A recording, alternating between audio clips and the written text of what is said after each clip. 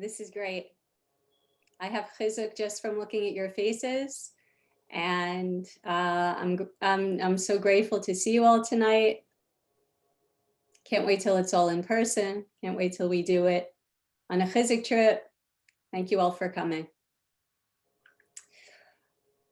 My husband, from time to time, will bring up the story, and typically this time of year, a story from years ago. A conversation that he had with a dear friend. Actually, he was the Rav of the Norfolk community at the time. And at the end of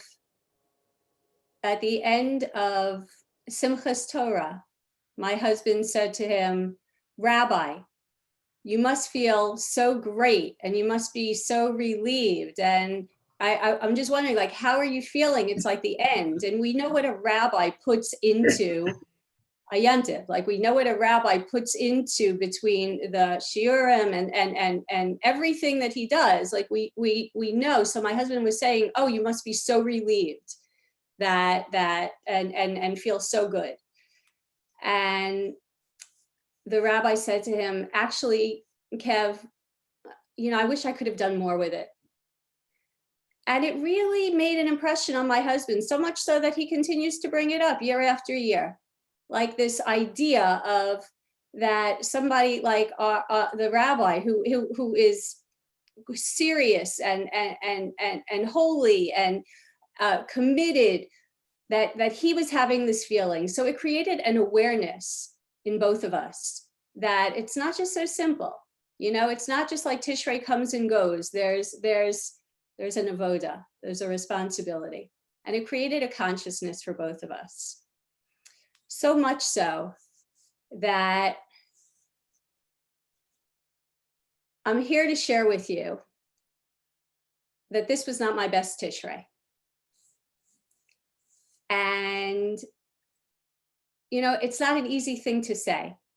If you're somebody who doesn't really know, okay, it wasn't my best Tishrei, it didn't go exactly the way I planned. But if you're somebody who understands the potential of Tishrei and what's at stake, it's not an easy statement to make. So when you're a chizuk woman, it's not an easy statement to make, because we're in it for different reasons. I was dealing with a lot of stuff, and at times it pulled me out of the energy of yantiv. So prior to, I had some extended family medical issues that were going on. I had caught a bad cold and a bad cough that was lingering. It was one of those coughs that you wondered if it was ever going to go away. I think it probably went away finally about a week ago. It was one of those coughs. My daughter Rose had just come home from camp, and in, I don't know, a week or so, we had to turn her around and get her to Lakewood for her new job and for school. And I was helping her settle in, or trying to, in many different ways, long distance.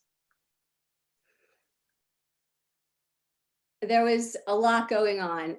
And then during Tishrei, we had the whole family at the house. All the kids came, and we have a new baby, Baruch Hashem, and it was amazing.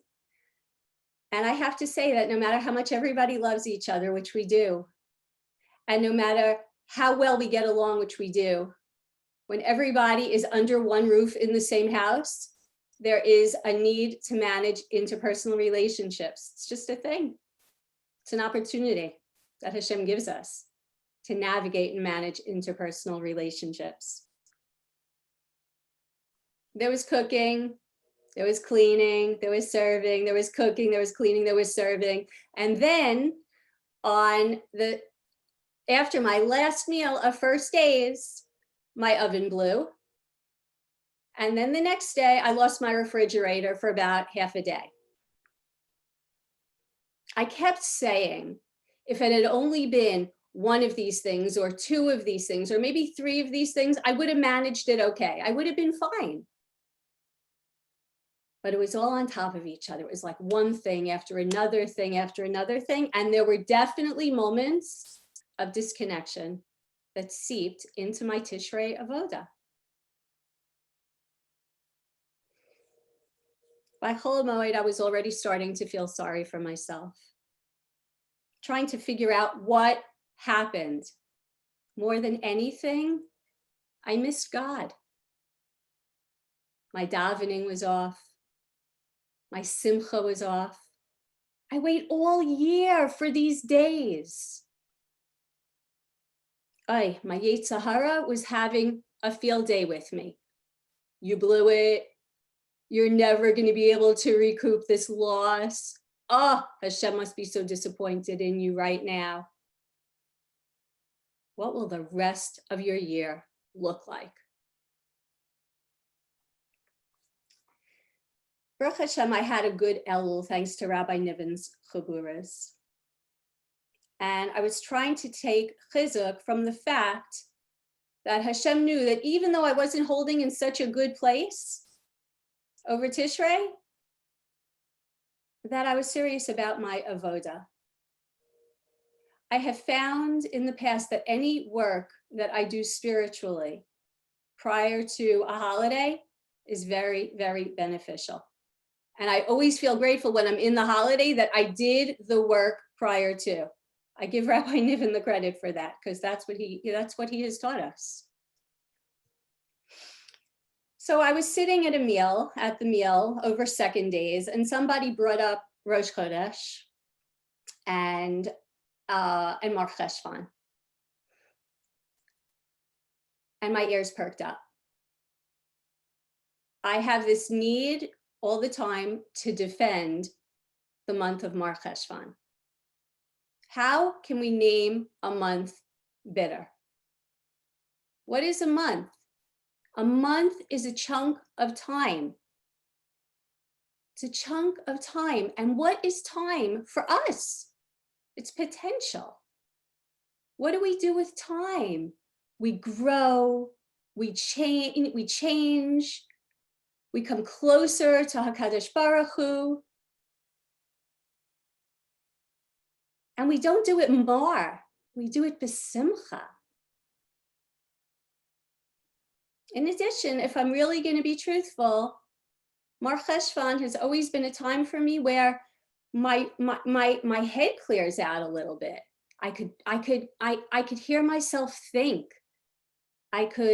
My creative juices start flowing again, because all of the things that were on me for the last 6 weeks or 8 weeks it now doesn't feel the same way.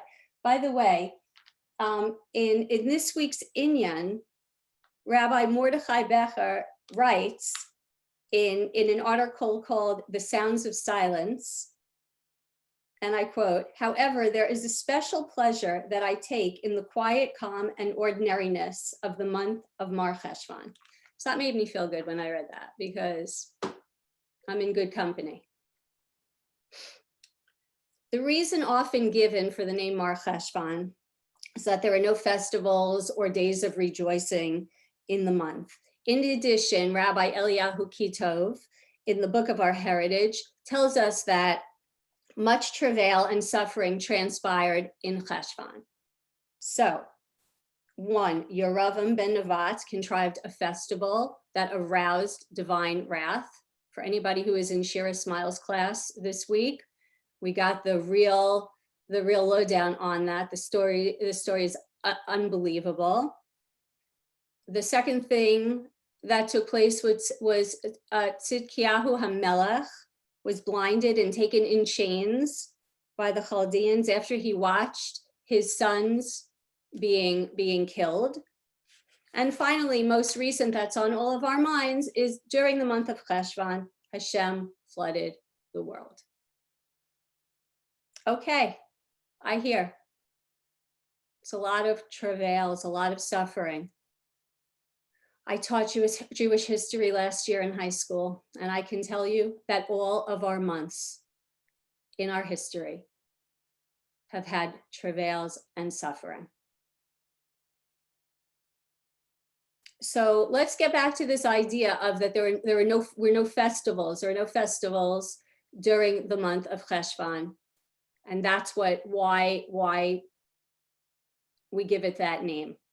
So I was sitting at the meal and I started thinking about MarCheshvan, and I started thinking about potential. What really is Mar about not having any festivals in the month? What is it? So we just came out of this whole big bubble, this whole big, beautiful spiritual bubble. Within it, what were we doing? We were eating all of this yummy food, and we were maybe drinking good wine. We were pouring honey on our challah. Yum. We were wearing our beautiful new dresses for the first time. We even had the luxury of kicking back and you know, taking our Inyan or taking our Mishpacha or a Bean or whatever magazines we have, and sit back and read and being able to enjoy the articles and all of those things. So it's a very, and of course we're with family and we're enjoying all being together. So yeah, we just left that. But is that, would we say that it's bitter because we don't have any of that anymore? I don't know. I certainly miss all of it, but I wouldn't say that's what's bitter. Plus we have Shabbos, Baruch Hashem, each week. And I was thinking about it. And then I realized what's bitter is that it's a lack of opportunity for God connection on a level that is readily available to us on Yontiv, because it's on these days that we are able to tap into the specific energy of the Yontiv and have the greatest opportunity to connect to Hashem. Okay, so that's more. I got it. And it made a lot of sense to me. But wait a minute. What are we doing here? What are we doing here in this life? We're here to build our relationship with Hashem, right? And every morning when we wake up, it's a whole new opportunity. Yes, the energy of Yontif might make it easier to tap into that zone. But ladies, you know that zone is always open whenever we choose to step into it. I got really excited. My chest expanded. I felt like, whoa, there's hope. You know, there's hope. It's the last days of Yontif, but wait a minute. There's hope. And the hope is MarCheshvan. So right now it's day 4 of MarCheshvan. How do we recapture Tishrei?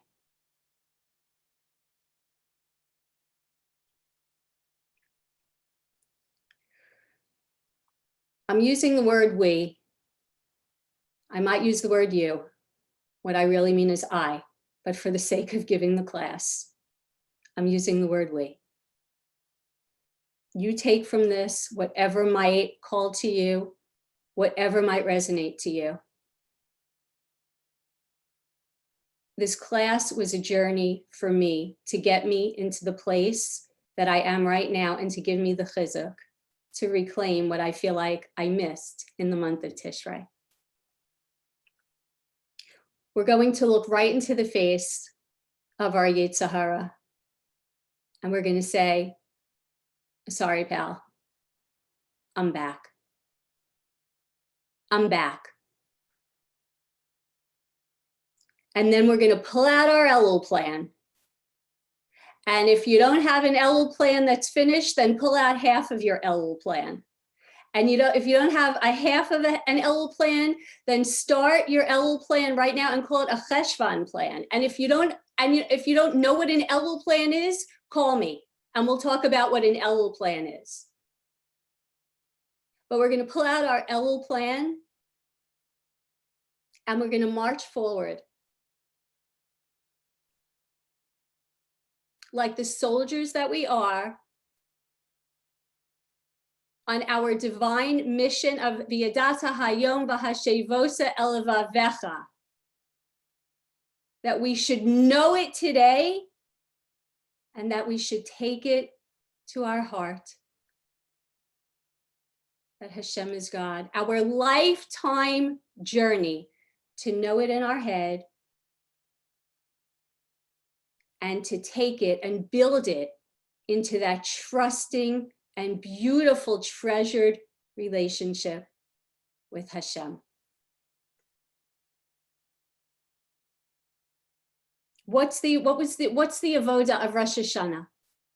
The avoda of Rosh Hashanah is I'm coming home. I'm coming back. I'm coming back to you. It's been a year. I've tried. I've succeeded at times, Baruch Hashem. Sometimes I didn't succeed. Some days were harder than others.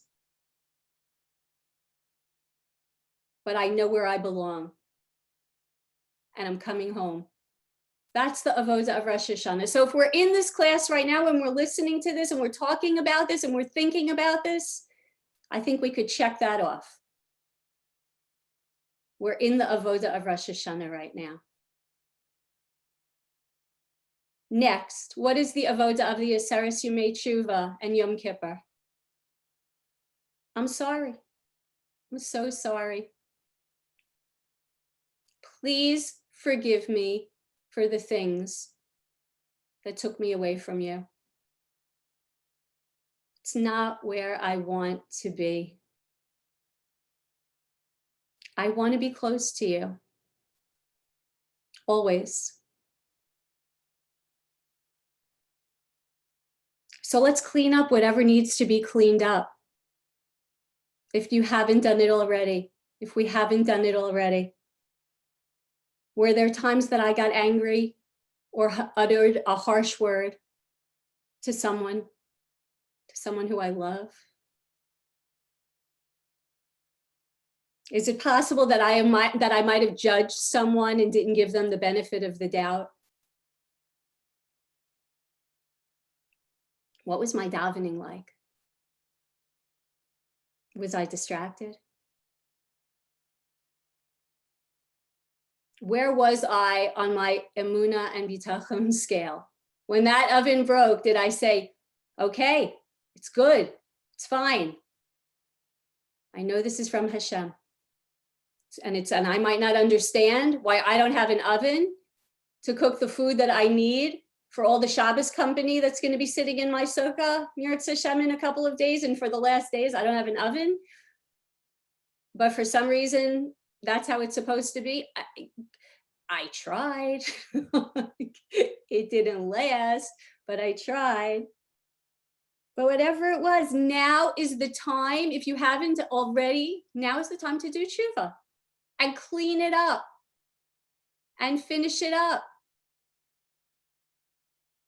Was I a complainer? I'm not a complainer. I don't like to think of myself as a complainer. I know I'm not talking to a group of complainers. Do we complain? Do I complain? I don't know. I started thinking about that. And I realized that every time I use the words aggravated or annoyed, it's complaining. And you want to hear something like really crazy? When I was trying to find the source of MarCheshvan, I picked up my Rabbi Avigdor Miller Speaks.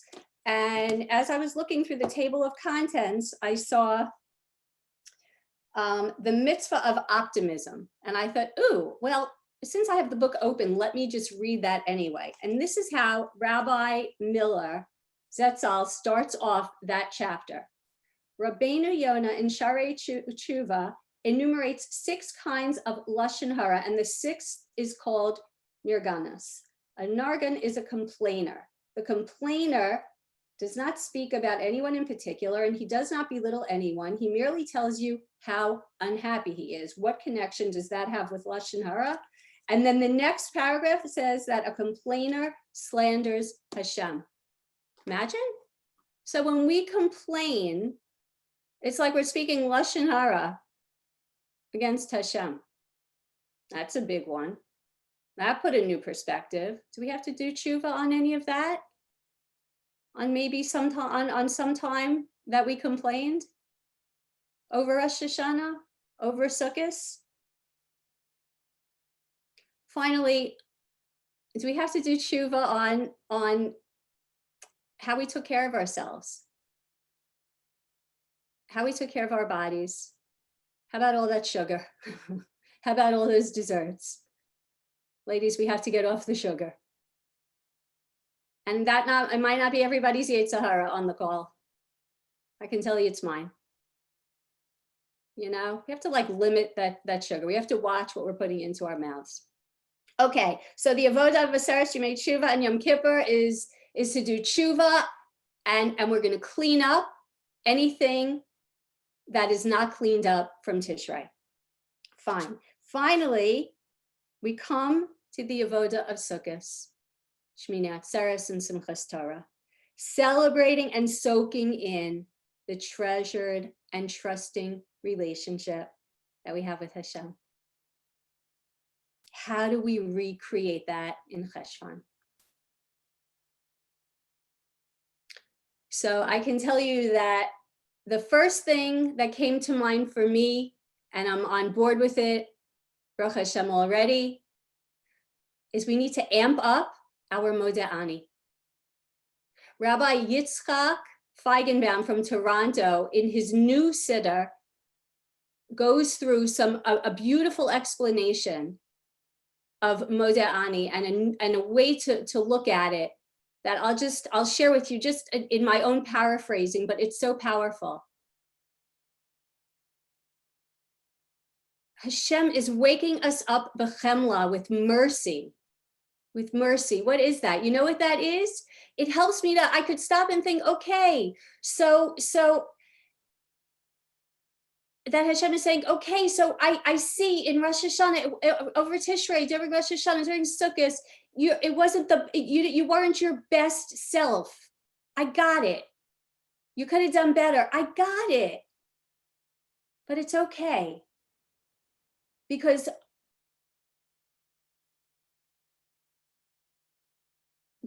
you can do it. Rabba emuna secha. I have faith in you.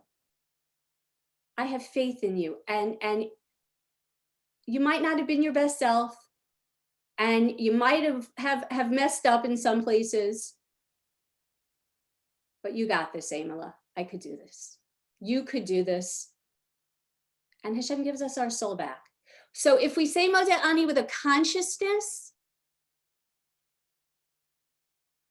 of Hashem returning our soul with mercy, because okay, maybe we weren't that great, but yet it's such a statement of his faith in us.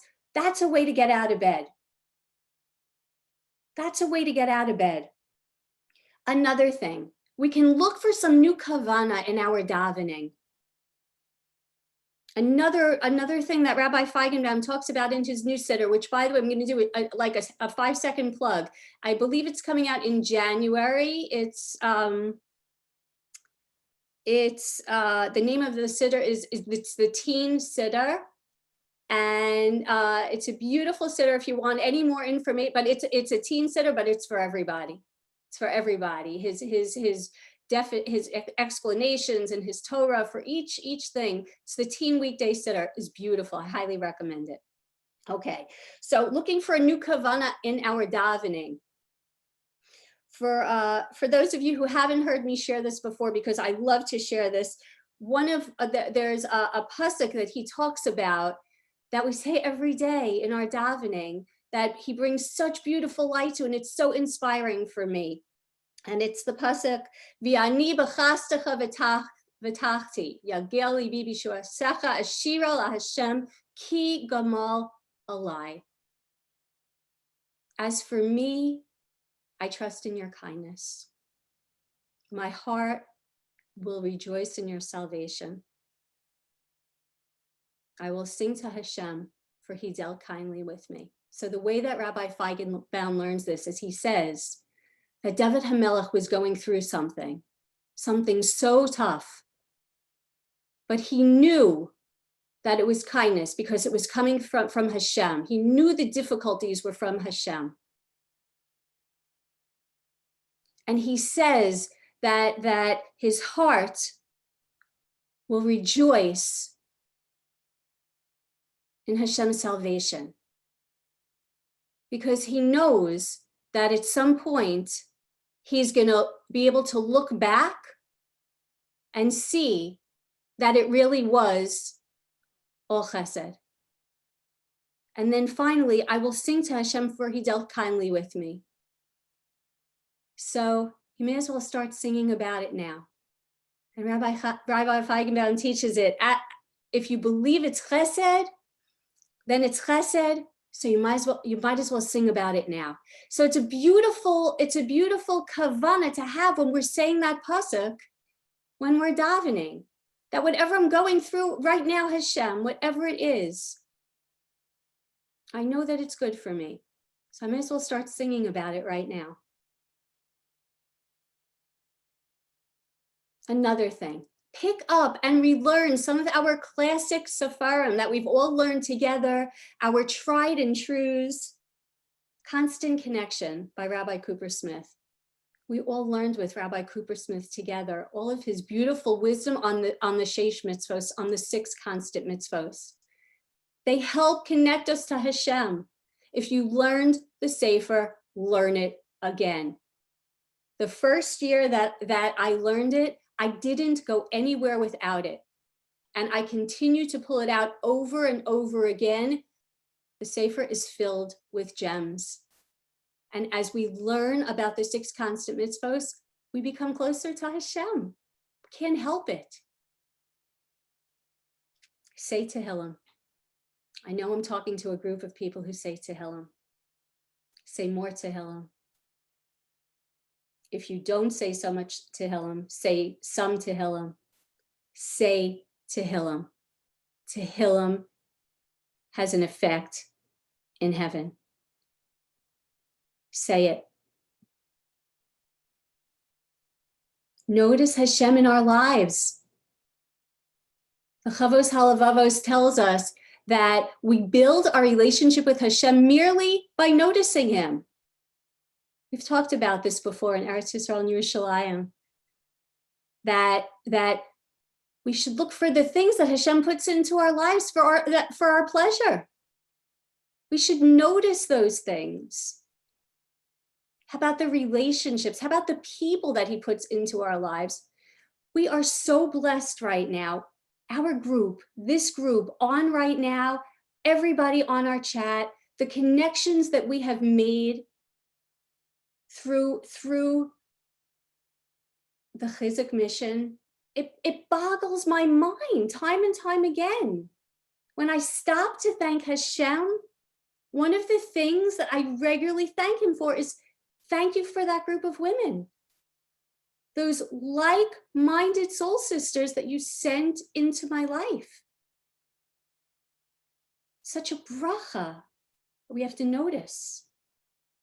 We have to notice. Even the struggles that he sends to us. And I know there are many.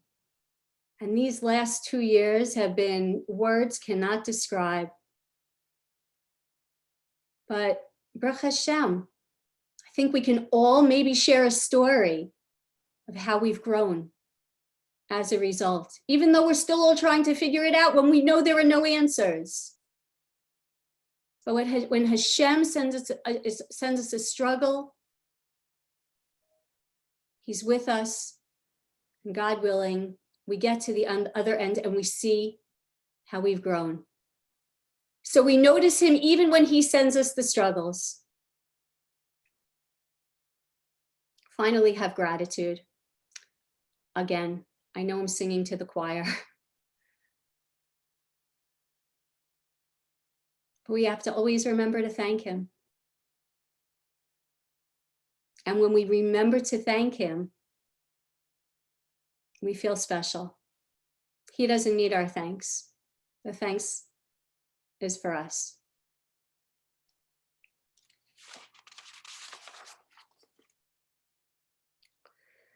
I had a conversation with Pamela Clayman last week. Many of you remember her. We get to see her. We go on the Chizuk trip. We get to see her when we're in Yerushalayim. She's a very special lady. She lives in Yerushalayim with her husband. And her home is pretty much just about over the Temple Mount. And when you stand out on her porch, you're able to add on her back. I guess porch really wouldn't be the correct word to use, but it's her deck, outside on the deck. You're able to look out, and you're very close. She was in America. She's been in America for the last couple of weeks. And Baruch Hashem, I was able to see her in person. It was such a gift. And we were sitting and we were talking, and I said to her, how is Yerushalayim? So look, I think most of us are in contact with people who either have been to Eretz Yisrael in the last year and a half, who've had the bracha to get there. Many of us have relatives that we could talk to on the phone and ask how things are. But for some reason, it was different when I asked her. And I think, part of it was because of what she looks out and sees every day when she drinks her coffee, or the air that's in the same proximity to that, what she breathes every day when she sits outside.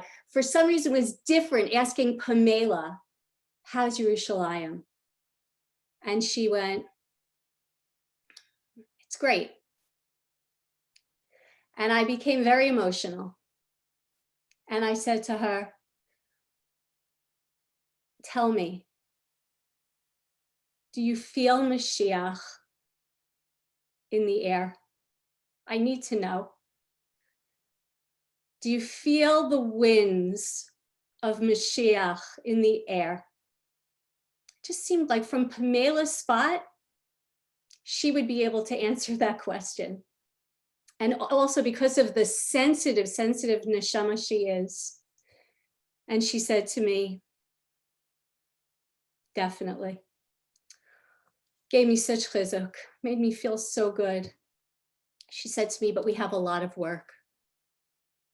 We have a lot of work. And I said, I know. And the work is all the work that we're talking about right now. That's our work. That's our work. To actualize our potential, and by doing so, coming close to Hashem. And that's our work. That's what we're doing here.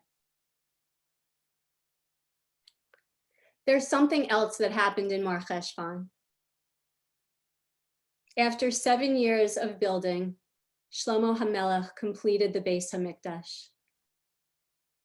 Rabbi Kitov suggests that by right, there should have been a festival in Cheshvan for this reason. However, the Beis HaMikdash stood locked for a whole year until Tishrei arrived, and then Hashem commanded to celebrate its dedication. We may say then that Cheshvan lost its festival and Tishrei gained it.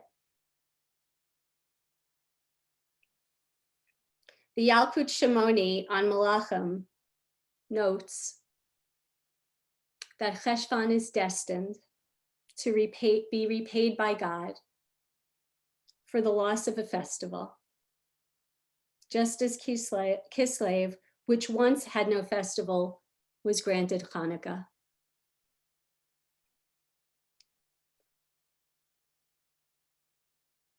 May we all be in Yerushalayim as Cheshvan is repaid, together, holding hands and greeting Mashiach as we stand by and wait for the final dedication of our temple.